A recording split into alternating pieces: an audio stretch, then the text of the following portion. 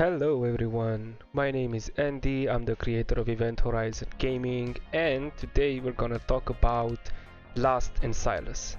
As you have probably seen in the title, there is a big decision ahead of us because most probably we're gonna have the Lust and Arrogance banner that's also going to be a last guarantee.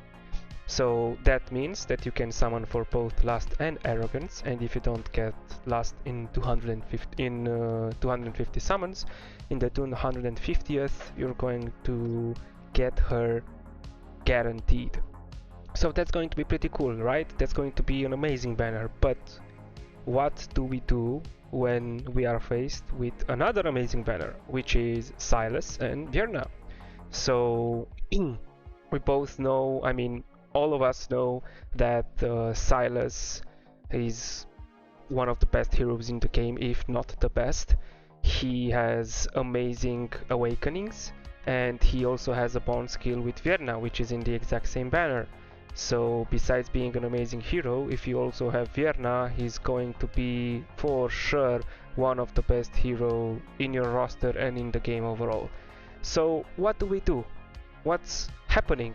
What do we pull? How do we use our resources?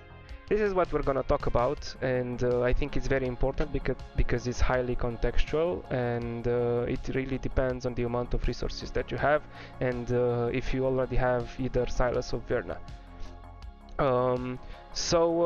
Let's discuss a little bit about Lust and Silas. Unfortunately, I don't have a way of showing you Lust's abilities, but I'm gonna talk about them with you and read them out loud, so you guys can at least hear me and get I don't know, or maybe a little bit of an idea of how she works and how she's supposed to be built and what she's gonna do and why everybody says she's so amazing. So afterwards we're gonna talk about a bit Silas and put them together and make a decision depending on each and everyone's account. So there we go. Lust has a talent. So her talent sounds something like this. For every 2 ultimates activated by faction allies of the Nightmare Council, including Lust, the hero will trigger Sinful Lash 1 time. So Sinful Lash deals 400% damage to a random enemy in range. So as you can probably already figure it out, she's going to deal quite a lot of damage herself, but she's also going to have synergies with the Nightmare factions and everyone in the Nightmare factions.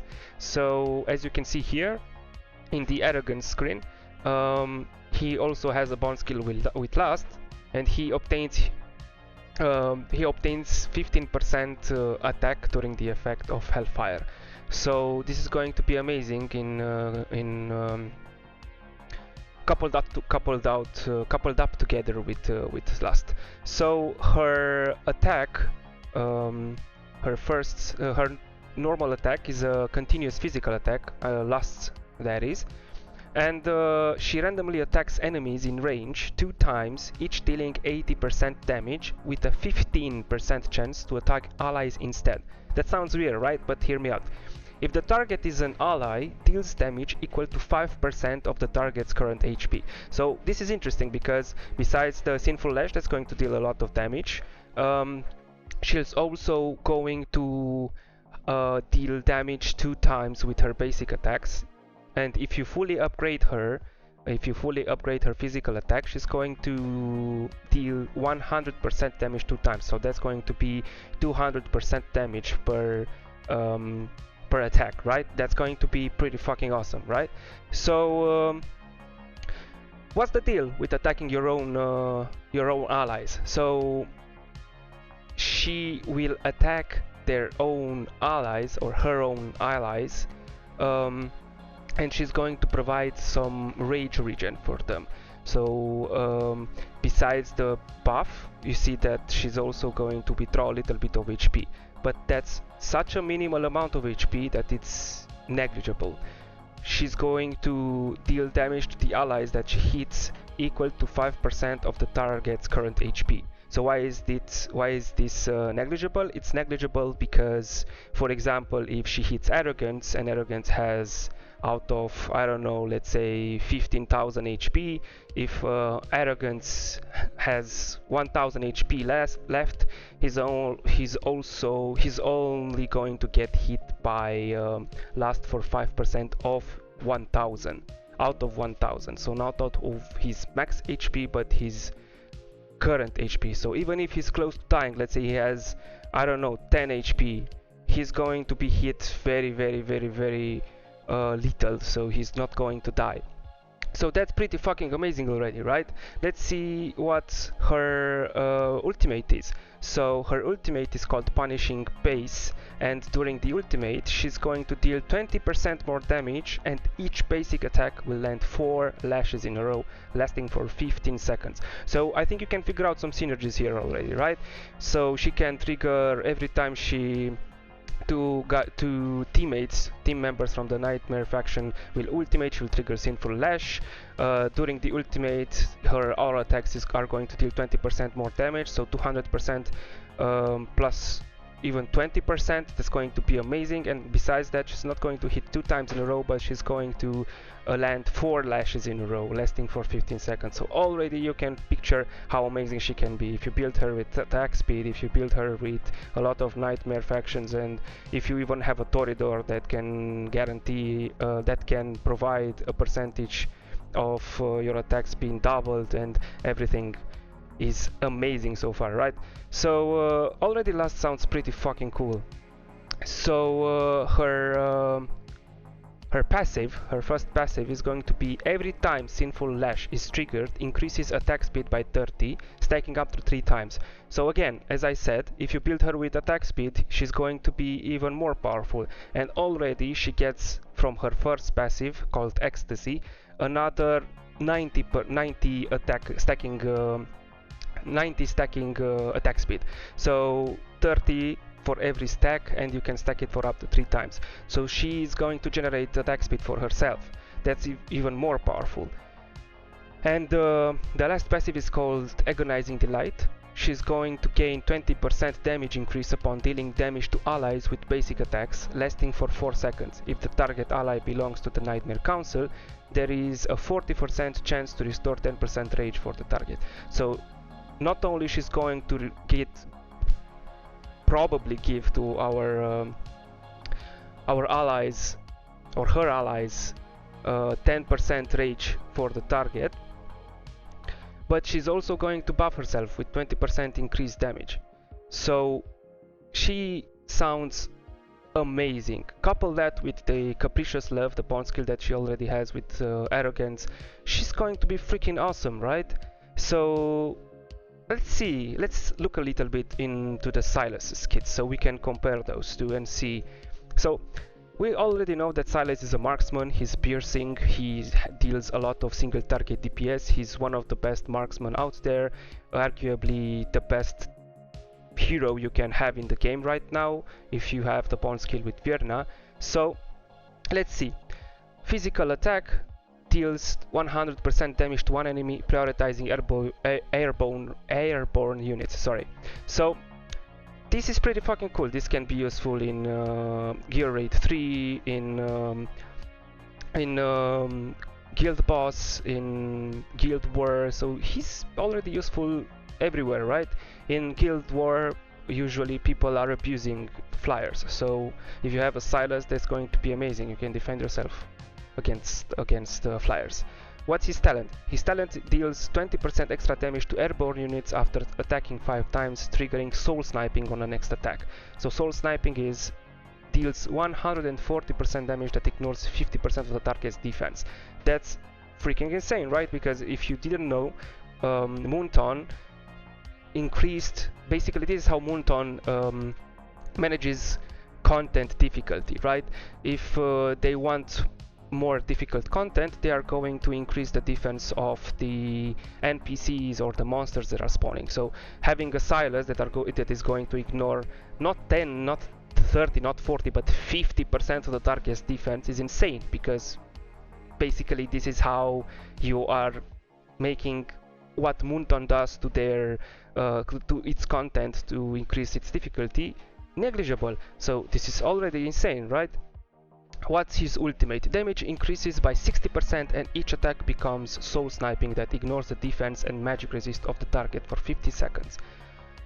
So this is just insanely powerful, right? Like, even look at this. This is a monster with a lot of defense. He uses his ult. You see that's Lord of the Rings eyeball there, and he just melts, right? This is insane. This is insane for Gear Raid 3. It's insane for every single piece of content out there almost. His Blood Pact. If a unit within attack range dies, increases damage by 30% for 10 seconds. This effect can be triggered up to 1 time every 20 seconds. Again, very good passive. Eye of Curse. After attacking the same target for 5 seconds, inflicts Eye of Curse upon the target for 8 seconds. Eye of Curse will be triggered only 1 time every 20 seconds. Soul Sniping will deal 50% extra damage to targets with Eye of Curse. So the Eye of Curse there that you saw in the ultimate, it's going to increase overall the damage that Silas does. So the bond skill with Vierna, if you obtain the hero Vierna, the Wraith Queen, to unlock the following bonus effect, you will get that during the effect of Shadow Cloak, Soul Sniping deals 100% extra damage, so doubling his damage from 140% that already ignores 50% of the target's defense to 280 damage. That's going to be amazing. That's insane. Who doesn't have Silas? Everyone that's going to get Silas through these banners are going to have their overall account improved greatly. It's going to carry you through campaign, it's going to carry you through Gear Raid 3, it's going to help you in a lot of content, even in Arena, in Guild War, so on and so forth. So let's go back to the decision. What do we do next week? We most probably will have the last banner. That's going to be a last guarantee, but also coupled with Arrogance, where you can also get Arrogance. And Silas, which we already know has very good awakenings. I haven't even discussed about that. First awakened, increase attack speed by 100% when Shadow Cloak is in effect. Shadow Cloak, I think it's his ultimate, right? So when Shadow Cloak is active, you will gain extra attack speed, which is amazing, right? You'll be able to dish a lot more damage out there. So again, plus 300 attack, that's pretty basic. Awakened 3, when there are more than 2 marksmen on the field, increase damage of the hero and 1 random allied marksman by 15%. So that's basically 50% more than what an invigoration set would do, right? So that's already insane. You can buff another marksman, you can have 15% more damage. This is an insane awakening. Awakening 4, rage regen attack plus 2. It's fine, but Awakened 5, the mark of Eye of Curse will increase physical damage to the target by 15%. That's another buff, and so coupled with Awakened 3, it's 30% extra damage. Coupled with everything that he has, it's insane. If you already have Silas, congrats, you have the best hero in the game. If you don't, good luck to ya. But what do we do? Because we already talked about Lust, and she's going to be amazing. Arrogance arguably is better than Vierna, so this bond skill might be better than Vierna Silas, right? So what are we doing here? What are we going to go for next week?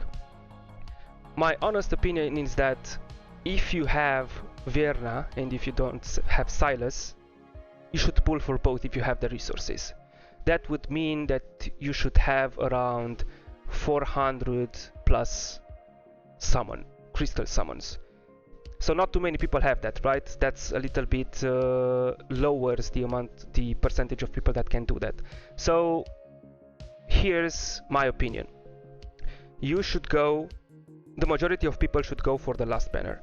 Even if you want Silas, even if you want Vierna, if you do not have the amount of crystals to summon for both banners, you should go for the last banner. Why? Because even if you summon for Silas or for Vierna, or even for both, who knows, there's still not a guarantee that you will get them. I know that's a 10x, but many people have pulled on 10x banners before and didn't get the heroes that were in the 10x. And that, believe me, is going to be so frustrating for you to sacrifice the last banner that is going to give you in 250 summons Lust guaranteed, which is an amazing hero. you're going to feel so bad if you sacrifice that and you don't even get Silas or Vierna after pulling for them in the banner. So rather than risking that, I think you should go for what's guaranteed, and that would be Lust and Arrogance. Besides Lust being guaranteed in 250 summons, maybe you'll get Arrogance too. So who knows? Arrogance has some pretty good awakenings as well, if you already have him, that is. So that's going to be the situation in most cases. But what happens to people that have 400 plus summoning crystals and they don't have a Silas or a Vierna? Well, depending on who you lack, I think that you should summon for both. But if you lack Silas, for example, like I do, and you have Vierna, I think that you should focus on getting, and you have 400 plus summoning crystals, I think you should try to get Silas. If you don't get Silas in your first legendary in that banner, just switch and don't pull for it again until you get Arrogance and Lust. Switch to the Lust banner, try to pull for both of them, and hopefully in 250 summons you get both. If you still have summons by then, I would still go for Lust Awakenings because they are pretty fucking good. But you can go for Silas because Silas is still going to be amazing for your account. You have Vierna, you lack Silas, go for Silas. But if you lack Vierna and you already have Silas, I think you shouldn't pull.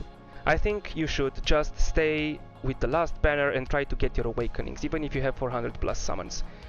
For example, I am at 428 summons. I just bought some summons today, right? I have 429. I am 145 summons into PT. So what I'm gonna do is I'm going to pull for Silas, right? Because I should get Silas in about 55 to 60 or 70 summons. Hopefully Silas. If I don't get Silas, it is what it is. And then I'm going to switch to the Lust banner. There is an optimal way of getting more legendaries with your summons. I'm gonna link the video or gonna make it pop on the screen right now so you can see it. But I'm gonna go back to the Lust banner. I'm going to pour for Lust. Hopefully I don't get her in the first 250 summons. Hopefully I get Arrogance. I'm going to get Arrogance probably at around 160 or 200 and something summons. And after I get my next legendary, I'm going to switch back to the Silas banner, try to get Silas again, pull until I get my next legendary in the Silas and Vierna banner, and then continue my way until the last guarantee, and hopefully I will get what I want. So this is going to be the plan for me. If you are in a similar situation and you have the summoning crystals, you can do the same. It's an amazing strategy. This is the perfect way to optimize your pulling session. But again, if you don't have Silas and you have Vierna, I wouldn't risk it if you don't have 400 plus summons. If you have Vierna and you don't have Silas and you have 400 plus, you can do this. If you don't have, just go for the last banner. And if you have Silas but you don't have Vierna, I wouldn't summon on the Silas and Vierna banner until you get at least Arrogance and Lust once. So this is going to be it. Mainly Lust is going to be the way to go. If you're in a situation like me, you can go for Silas as well. But again, the Silas and Vierna banner doesn't guarantee you getting either of them. But the Lust banner does guarantee you getting Lust. So that's going to be the video. Hope you guys find this helpful. If you have any questions or any suggestions, make sure to let me know in the comments below. Make sure to like, to subscribe. Please help me get to 100 subscribers. I'm getting there. I've started this YouTube account fairly early and I already have 35 subscribers or 36. I thank you all for subscribing. Please keep in touch with my content. This has been Andy, Event Horizon Gaming. Bye bye.